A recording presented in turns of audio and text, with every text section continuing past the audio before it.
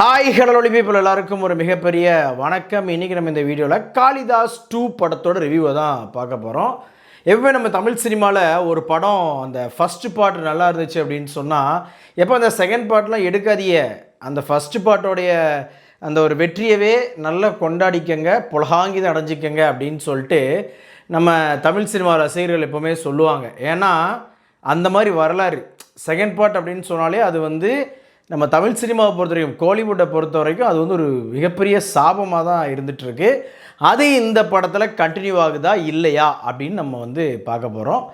ஆக்சுவலாக காளிதாஸ் 2 பொறுத்த வரைக்கும் ஓகேஷ் ஃபஸ்ட் ஹாஃப், செகண்ட் ஹாஃபை பொறுத்த வரைக்கும் அபோவ் ஆவரேஜ் அப்படின்னு சொல்லலாம்.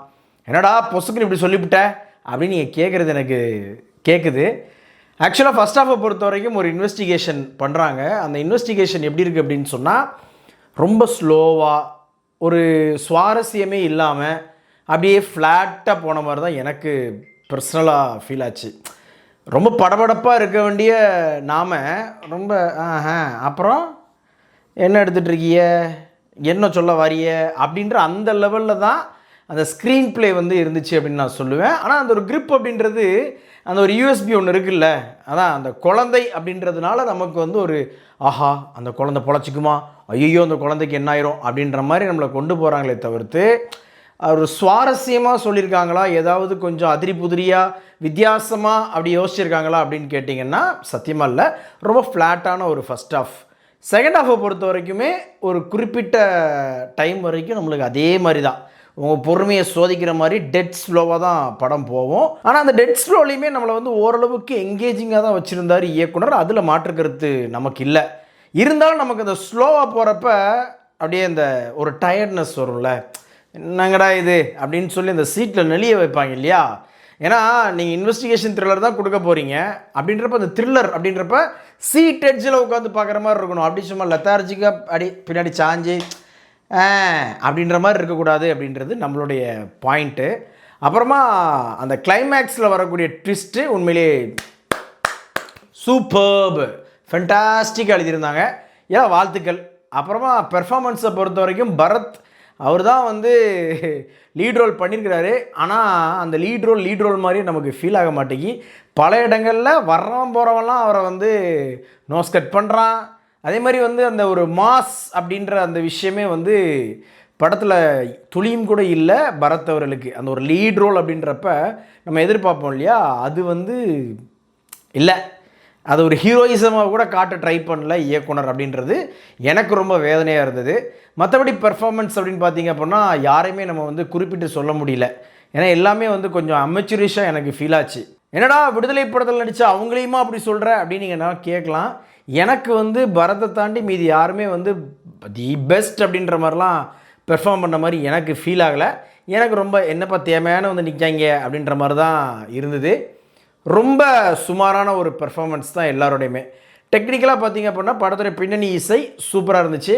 அப்புறம் மேக்கிங்குமே ரொம்ப நல்லா இருந்தது. ஸ்லோ அப்படின்ற அந்த ஒரு விஷயத்தை தாண்டி மற்றபடி மேக்கிங் வைஸ் ஓகே அப்படின்ற அளவுக்கு இருந்தது. அப்புறமா நமக்கு இந்த ஒரே இடத்த சுற்றி வர்றது வந்து ஐயையோ அப்படின்ற அந்த தாட் வந்தது. அப்புறமா படத்தில் வந்து ஒரு சில சீக்வன்ஸ்லாம் பார்க்குறப்ப என்ன ஆர்டினரி ரிவெஞ்ச் ஸ்டோரியாக போயிருமோ அப்படின்ற மாதிரி நமக்கு தோணுச்சு. பட் ஆனால் இல்லைப்பா, இது ப்ராப்பர் த்ரில்லர் அப்படின்ற மாதிரி இயக்குனர் வந்து அந்த கிளைமேக்ஸில் வந்து நம்மளை வந்து அப்படி நிமித்தி உட்கார வச்சிடுறாப்புல. ஆனால் ஒரு விஷயம் என்னென்னா, நான் ப்ரெடிக்ட் பண்ணேன், அதாவது ரெண்டாவது ட்விஸ்ட்டை ப்ரெடிக்ட் பண்ணல, ஃபஸ்ட்டு ட்விஸ்ட்டை வந்து நான் ப்ரெடிக்ட் பண்ணேன். இவங்களா தான் இருக்கும், இவங்க தான் ஏதோ ஒரு பஞ்சாயத்தை பண்ணுறாங்க அப்படின்ற மாதிரி. அது என்ன ட்விஸ்ட் அப்படின்றது நீங்கள் படத்தில் பாருங்கள், அது உங்களுக்கே வந்து ரொம்ப வாவ் அப்படின்ற ஒரு ஃபீல் கண்டிப்பாக கொடுக்கும்.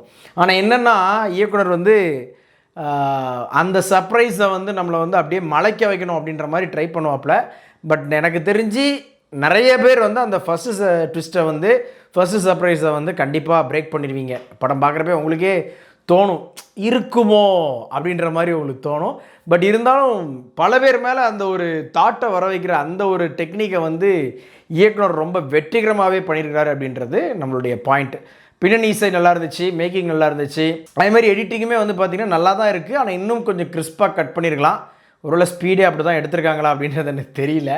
எனக்கு உண்மையிலேயே படம் வந்து ஒரு 2.25 மணி நேரம் 2 மணி நேரம் 1 நிமிஷம் அப்படின்னா அது ஒரு மாதிரி ஒரு ரொம்ப லென்த்தியான ஒரு படம் பார்த்த ஃபீல் வந்து எனக்கு இருந்துச்சு படம் பார்க்குறப்ப. ஒருவேளை அந்த டாக்கி போர்ஷன்ஸ் வந்து போட்டு நம்மளை தாக்கிருச்சுன்னு நினைக்கிறேன்.